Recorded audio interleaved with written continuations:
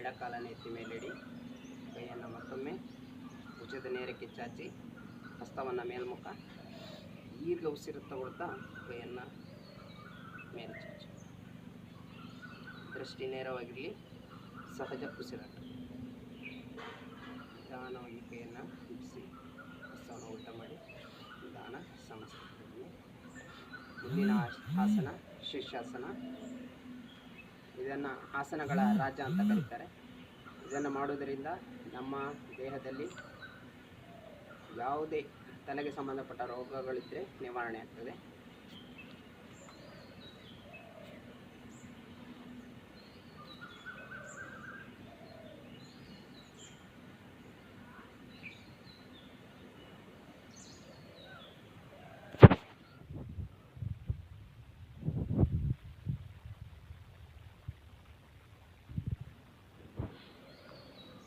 ಶೀರ್ಷಾಸನ ತುಂಬ ಉಪಯುಕ್ತ.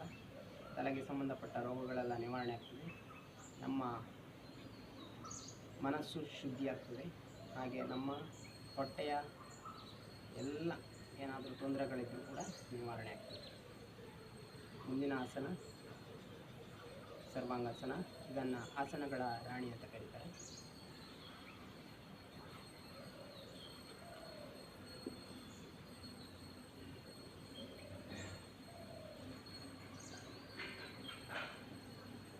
ಆದಷ್ಟು ಕಾಲನ್ನು ನೇರ ಮಾಡಬೇಕು.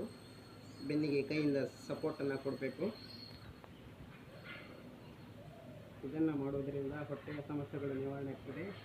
ಕತ್ತು ಮತ್ತು ಬೆನ್ನಿಗೆ ಹೆಚ್ಚಿನ ಶಕ್ತಿಯನ್ನು ತುಂಬುವಂಥ ಆಸನ.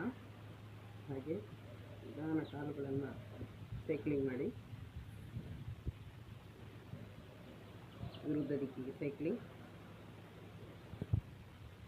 ನೇರ ಆದರೆ ಒಮ್ಮೆ ಹಿಂದೆ ಮಾಡಿ.